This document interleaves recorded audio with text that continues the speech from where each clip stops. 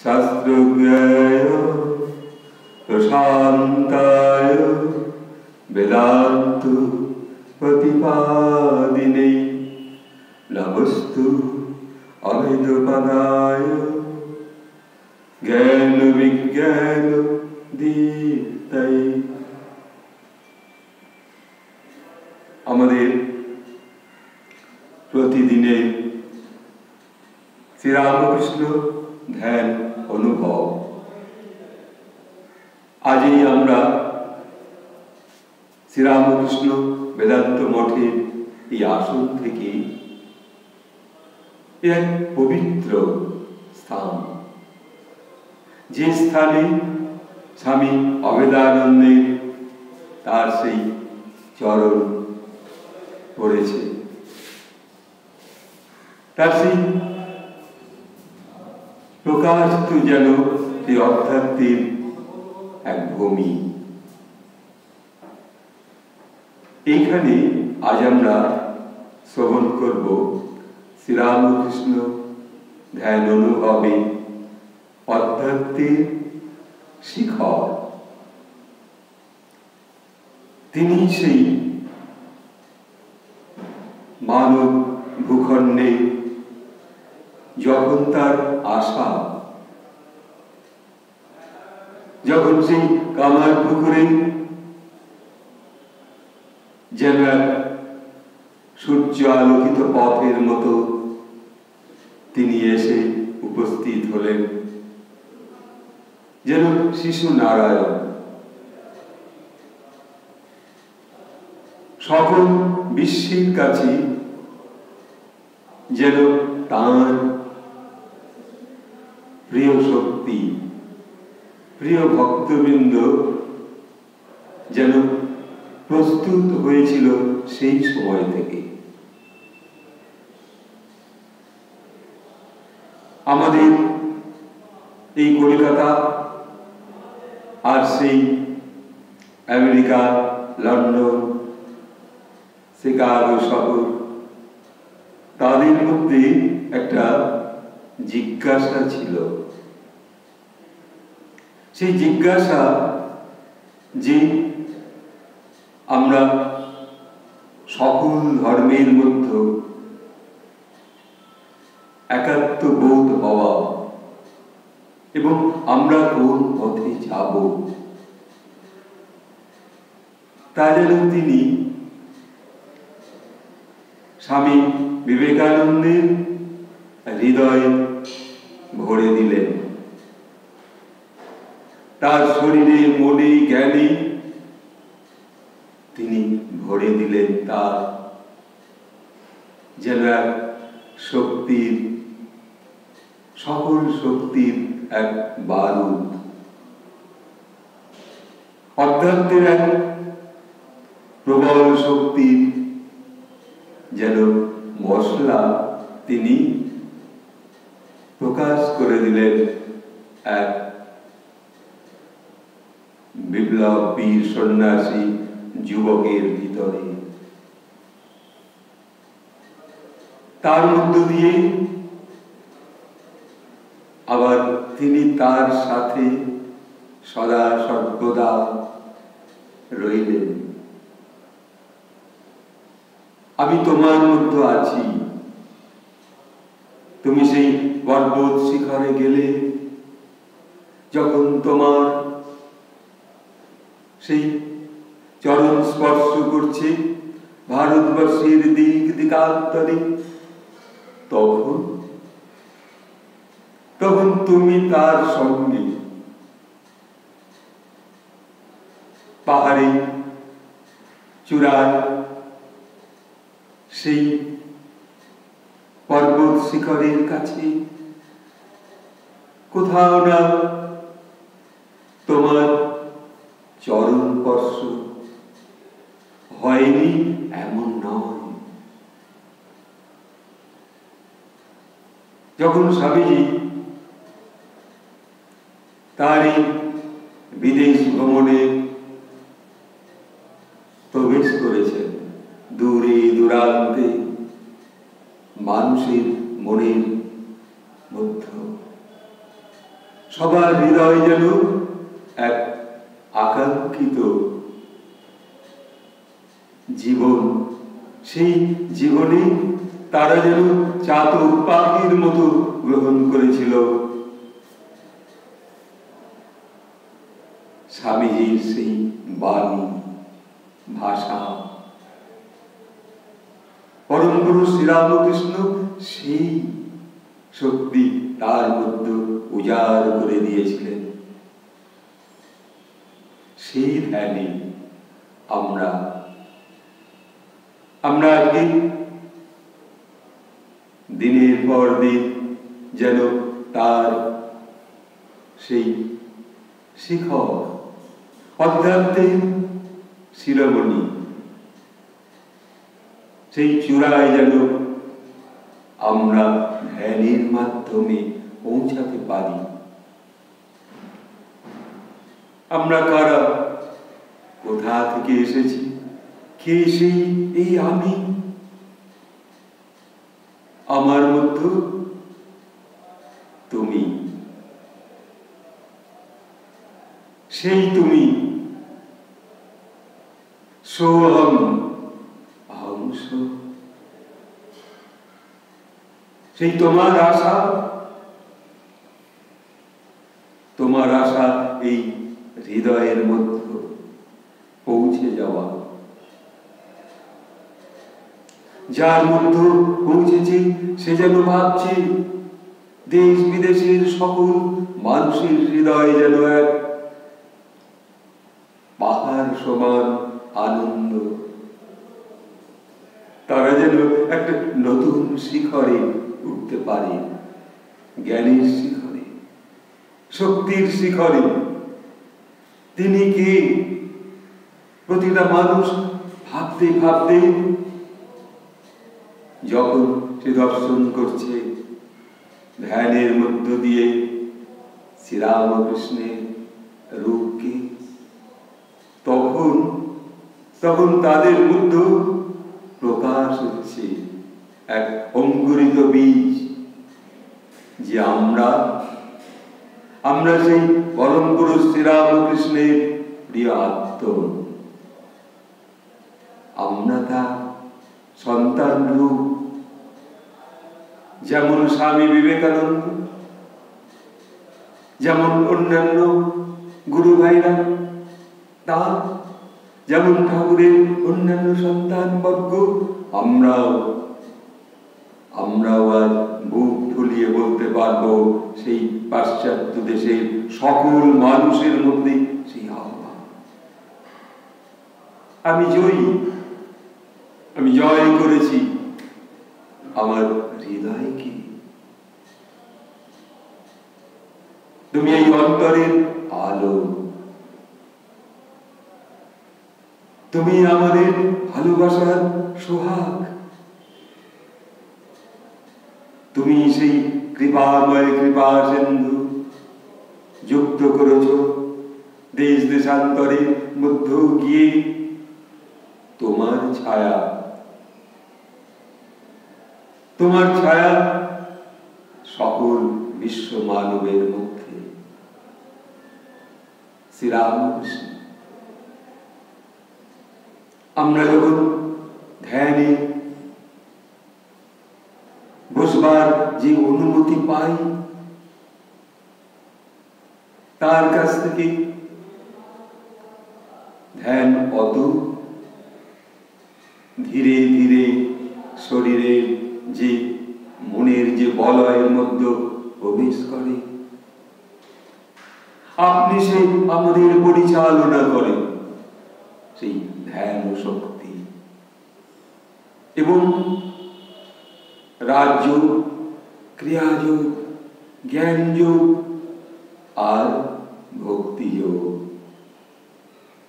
এই ভক্তিযোগের মধ্য দিয়ে তুমি আমাদের দর্শন করাও হে প্রভু। আজ আমরা নিঃস্ব নয়।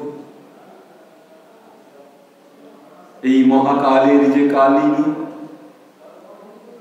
কালের যে কালী শক্তি, প্রতিদিনের যে কাল মন্ত্র, আমাদের যে নরম চরণ, আমাদের যে বেড়ে ওঠা, শরীরের আয়ুর স্বর্গে পৌঁছানো, ধীরে ধীরে শান্ত সিদ্ধ শক্তি নিয়ে সেই পথে তুমি পরিচালনা করছো সেই কালীকে। আমাদের যে কালী মন্ত্র, সেই কালী মন্ত্রের মতন শক্তি, আমরা সকল শক্তির মধ্যে তোমার আভাস পাই, তোমার আশীর্বাদ পাই, এমনকি হে প্রভু তোমার সুগন্ধ পাই। এই ভারতবর্ষের এই অধ্যাত্ম শক্তির যে শিখা, যে চূড়া, যে শিখর, যেমন মহাশূন্যে উঠছে, মানুষ কোন মহাশূন্যে যাবে, কি করে যাবে? কেবল কি এরোপ্লেনে? কেবল কি সে রকেটে? নাকি আর কোন যন্ত্র চালিত যানের মধ্য দিয়ে? না, তিনি পরিচালনা করছেন। তুমি চলো, চড়ুই মেথি, এগিয়ে চলো সেই সূর্যালোকে, সেই নিরাকার শক্তি, শান্ত সিদ্ধ মহাশক্তির দিকে তুমি চলবে। তোমার সেই তো চলার পথ। হে প্রভু শ্রীরামকৃষ্ণ, এই দিক দর্শন করিয়েছ তুমি। তোমার মধ্যে যেন সেই নীরব শান্ত প্রকৃতির ধ্যান নিমগ্ন সেই আমাদের খাঁচার পাখি তোমার কাছে, যেন আমরা সেই মহাশূন্যের আকাশে পালক মেলে উঠতে পারছি, দিগন্ত থেকে আরো দূর দিগন্তে ধ্যান শক্তির মধ্য দিয়ে এই প্রতি আশ্রম, সংঘ, মহারাজদের, বক্তাদের, তাদের ভাষার মধ্য দিয়ে কোথায় আমরা হারিয়ে যাই। এই কার কৃপা? সেই মহাসিংহের সিংহ শিখর, এভারেস্টের শিখর যেন জয় করে ফেলেছি তোমার কর্তৃত্বে। তাই তো তোমাকে বারবার আভূমি প্রণাম জানিয়ে মনে হয় আর একবার ভুলণ্ঠিত প্রণাম করি। হে প্রভু শ্রীরামকৃষ্ণ, অর্থ নয়, খরচ নয়, শুধু শুধু দান আর দান পেয়েছি তোমার এই আদর্শ থেকে। স্পর্শ করেছি সেই যোগ মায়াকে, সেই যোগ মায়া আমাদের দ্বার খুলে দিয়েছে, দ্বার খুলে দেবে। মহামায়া যদি দ্বার খুলে না দেন, আমাদের মতো এই ক্ষুদ্র সন্তানেরা তোমার আহ্বানে কখন পৌঁছাবে?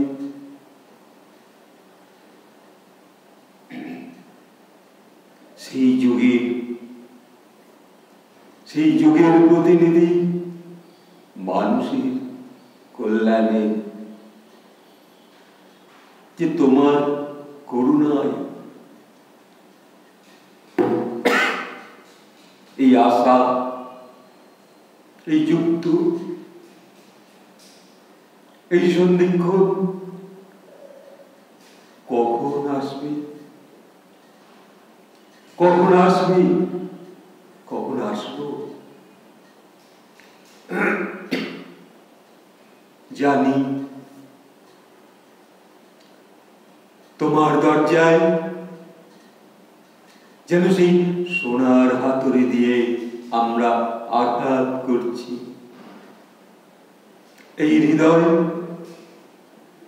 সেখানেও তোমার দরজা। আমি আমার মনকে কষাঘাত করে বোঝাই, দাঁড়াও। যেমন কবিরা বলেছে না, দাঁড়াও বন্ধু, জন্ম যদি তব বঙ্গে, দাঁড়াও। সেই স্থির হয়ে দাঁড়ানো, বসা, শক্তিদান, অধ্যাত্মে ধ্যানের সেই যে নিমন্ত্রণ তোমার কাছে পাওয়া।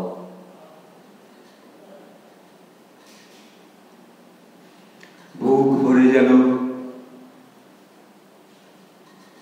এই মহাবীর যেমন সে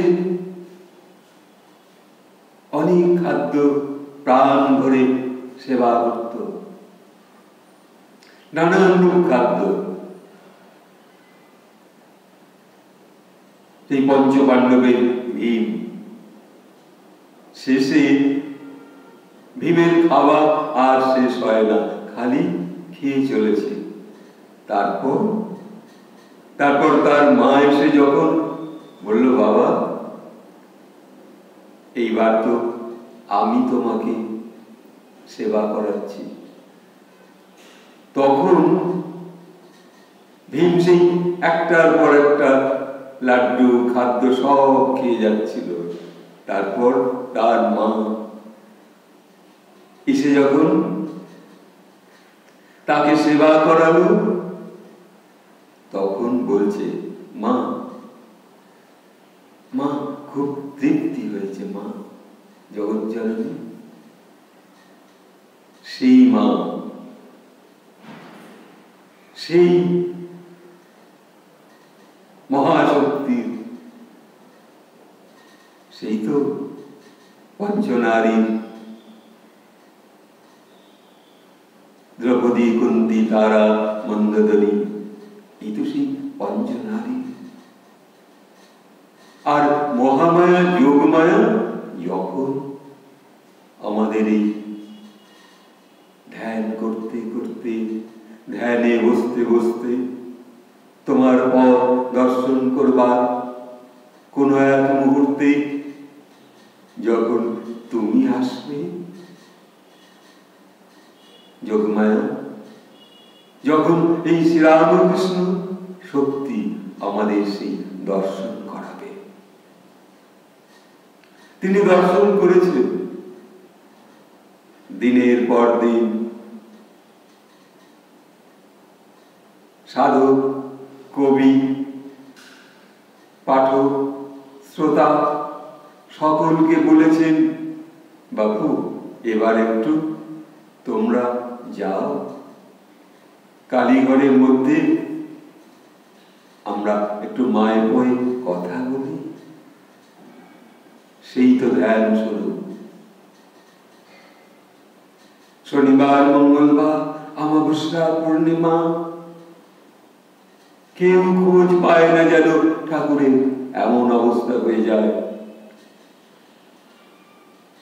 কিনা মা আসছে, মা এবার আহার করিয়ে দেবে, মা এবার অর্ধার্থের শিখরে নিয়ে যাবে।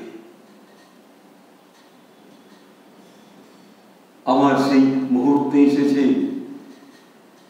শ্রীরামকৃষ্ণের সেই ভাষা। তুই কথা বলবি না মা, খেয়ে নে, আর দেরি করিস না মা, খেয়ে নে, খা মা খা। হাত ব্যথা হয়ে যাচ্ছে, মায়ের মুখে খাবারটা খাইয়ে দিচ্ছেন দেবীকে। মা তখন আপন রূপ নিয়ে সন্তানের কাছে এসে তার জিহ্বা ভিতরে নিয়ে তার কাছ থেকে সেবা করছে। সত্য। তার সাধনার জন্য, সাধনার সেই শিখরে তখন তিনি। আমরা সেই পথে তাকে দর্শন করব। এই আশা, এই আকাঙ্ক্ষা পূর্ণ হবে। সত্য।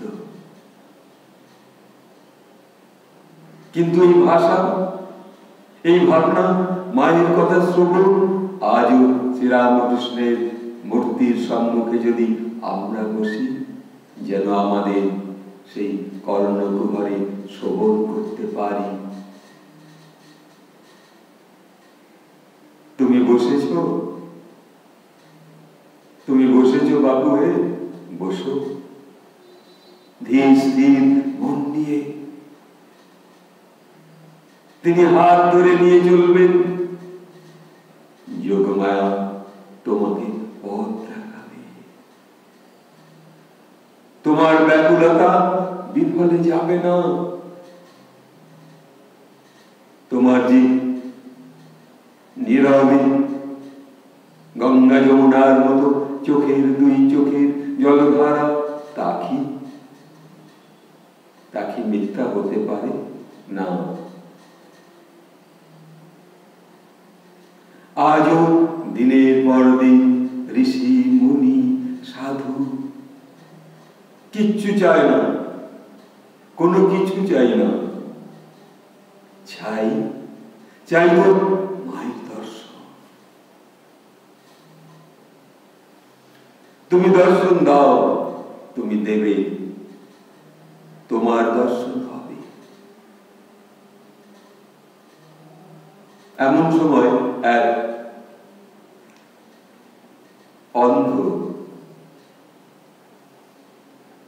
অন্ধ কন্যা বসেছে। সে, তার চোখ নেই, কি আছে তবু সে তার মানুষ নেত্রে দর্শন করছে। কি করে? শ্রীরামকৃষ্ণের একটি মাটির মূর্তি পেয়েছে। ঠাকুরের চরণে হাত দিয়ে ভাবছি, এইটি শ্রীরামকৃষ্ণের চরণ। যেন সেই চরণ থেকে উত্তাপ অনুভব হচ্ছে অন্ধকন্যা। তারপর ঠাকুরের সেই বস্ত্রে, তারপর ঠাকুরের সেই কোমরের কাছে হাত দিয়ে ভাবছে শ্রীরামকৃষ্ণের রূপ কি অপূর্ব। তারপর ধীরে ধীরে তার সেই কচি হাত ঠাকুরের স্কন্ধের কাছে তুলেছে। এইবার দেখছি ঠাকুরের বাহু, একটি বাহু ঊর্ধ্ব দিকে আর একটি ঠাকুরের বুকের সম্মুখে। এই তো মূর্তি। কাউকে জিজ্ঞাসা করেনি, কিন্তু তার মনের মধ্যে অনুভব হচ্ছে এই পুতুলটা পেয়েছি, এই তো সেই এত বড় পুতুল, এই তো শ্রীরামকৃষ্ণের মূর্তি। তারপর ঠাকুরের সে মুখ স্পর্শ করেছে, তার দাড়িগুলোতে হাত দিয়েছে। তারপর ঠাকুরের চিবুক,